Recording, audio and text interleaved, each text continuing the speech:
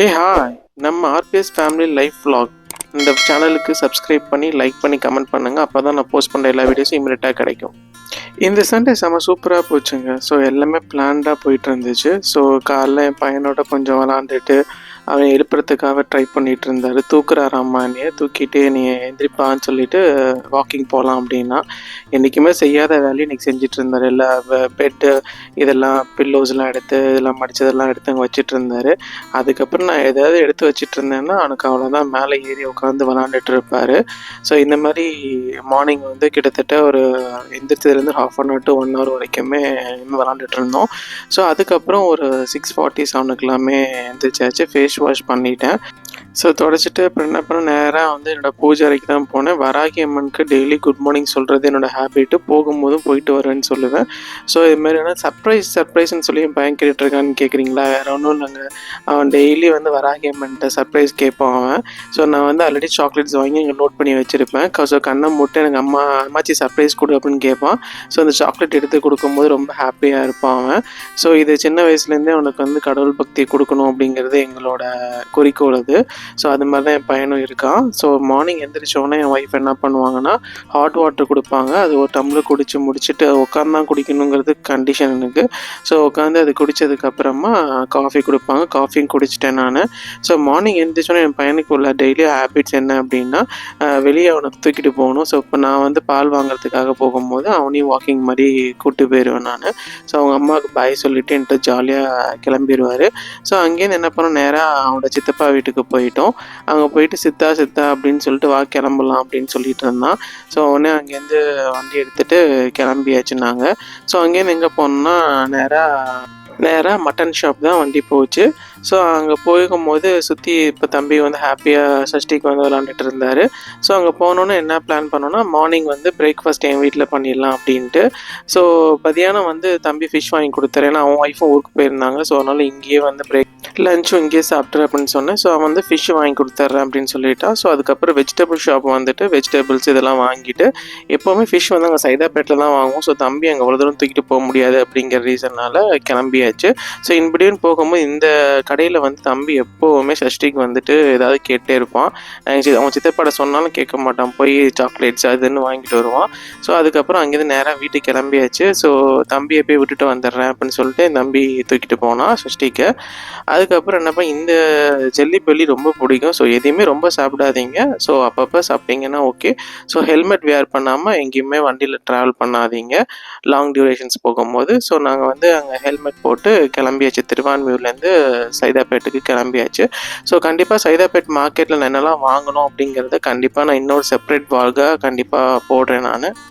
இந்த ஆர்ச் பார்த்தோன்னே தெரிஞ்சால் ஓகே, இன்றைக்கி ஃபிஷ் கடை வந்துருச்சு அப்படின்னு நினச்சிப்பேன், ஃபிஷ் மார்க்கெட்டு. ஸோ அங்கே பார்த்தீங்கன்னா செம்ம க்ரௌடாக இருக்கும். இந்த மெயின் என்ட்ரன்ஸ் சொல்லி நாங்கள் போகலை. எந்த என்ட்ரன்ஸ் வழியாக போகிறதுக்கு அடுத்த வீடியோவை பாருங்கள், கண்டிப்பாக உங்களுக்கு தெரியும் உங்களுக்கு. ஸோ அங்கே போயிட்டு நான் என்ன வாங்கினேன் அப்படிங்கிறத கண்டிப்பாக நீங்கள் அந்த வாக்கில் சைதாப்பேட் மார்க்கெட் விலாகில் கண்டிப்பாக சொல்கிறேன் நான். இந்த வெஜிடபிள்ஸ்லாம் எவ்வளோ சீப்பாக இருந்துச்சு அப்படிங்கிறதையும் நான் உங்களுக்கு வந்து அப்கமிங் விலாகில் ஷேர் பண்ணுறேன். ஃபிஷ் வாங்கிட்டு நேராக வீட்டுக்கு வந்துச்சு. ஒய்ஃபு 2 கால் பண்ணிட்டாங்க, பிரேக்ஃபாஸ்ட் ரெடியாக இருக்குன்னு சொல்லிட்டு. ஸோ வீட்டுக்கு வந்துட்டோம். வந்தோடனே எனக்கு பார்த்தீங்கன்னா துணி காய போடுற வேலை எடுத்து வச்சுருந்தாங்க ஒய்ஃபு.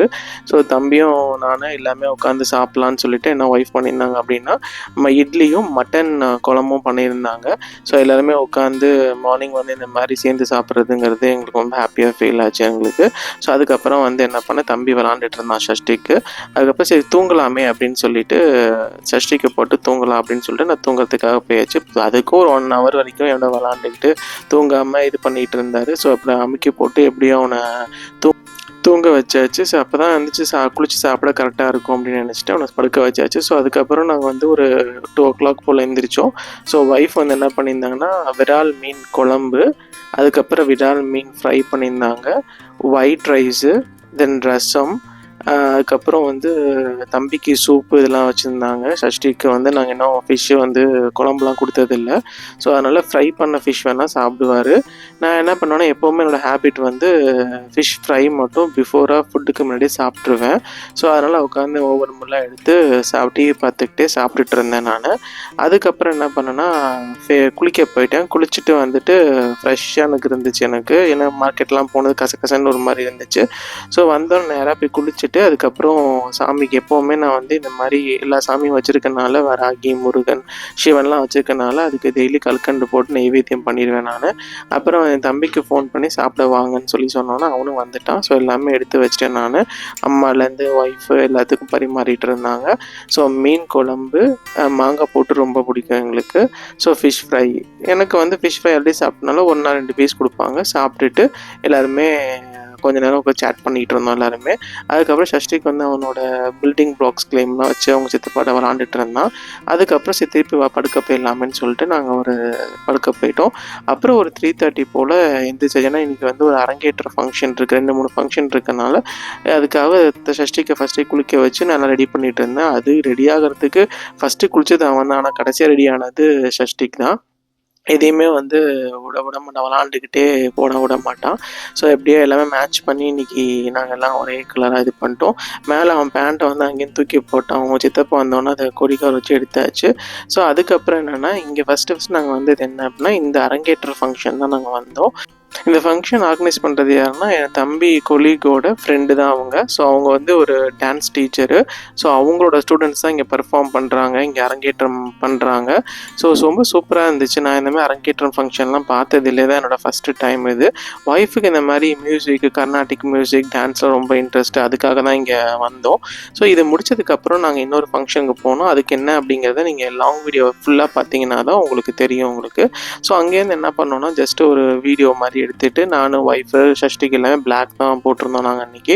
ஸோ அங்கேருந்து ஆட்டோ புக் பண்ணிட்டு நேராக எங்கே போனோம் அப்படின்னா நம்ம போரூருக்கு தான் ஒரு மேரேஜ் ஃபங்க்ஷனு. இது மார்னிங் தான் ஞாபகமே வந்துச்சு, பத்திரிக்கை வச்சாங்க போகணுன்னு சொல்லிட்டு. ஸோ இதான் அந்த மேரேஜோட ஹாலு. செம்ம சூப்பராக இருந்துச்சு, ரொம்ப பிரம்மாண்டமாக ரொம்ப பெருசாக இருந்துச்சு. ஸோ டெக்கரேஷன்லாம் சூப்பராக இருந்துச்சு. சாப்பாடு பார்த்தீங்க அப்படின்னா டின்னர் வந்து வேறு லெவலாக இருந்துச்சு. எதை சாப்பிட்றது எதை வைக்கிறதுன்னு எங்களுக்கு தெரியல. ஸ்வீட்ஸ் எல்லாமே ரொம்ப சூப்பராக இருந்துச்சு. ஸோ அங்கே சஷ்டிக்கு நான் அவங்க சித்தப்பா எல்லாருமே உட்காந்து ஒய்ஃப் எல்லாம் சாப்பிட்டு முடிச்சுட்டு அதுக்கப்புறம் இந்த ஃப்ரூட்ஸு இந்த இதெல்லாம் தனியாக ஒரு இது இருந்துச்சு. ஸோ அங்கேயே போய் சாப்பிட்டுட்டு ஒரு 2-3 பீடா வாங்கி சாப்பிட்டவங்க, குல்கந்து போட்டு செம்ம டேஸ்ட்டாக இருந்துச்சு. அதுக்கப்புறம் வந்து ஸ்டேஜில் நிற்கிறதுக்கு அவ்வளோ கூட்டமாக இருந்துச்சு. அதெல்லாம் முடிச்சுட்டு நாங்கள் ஃபோட்டோஷூட்லாம் பண்ணிவிட்டு வரத்துக்கு லேட் ஆகிடுச்சு. அங்கேருந்து என்ன பண்ணோம், கேப் புக் பண்ணியாச்சு.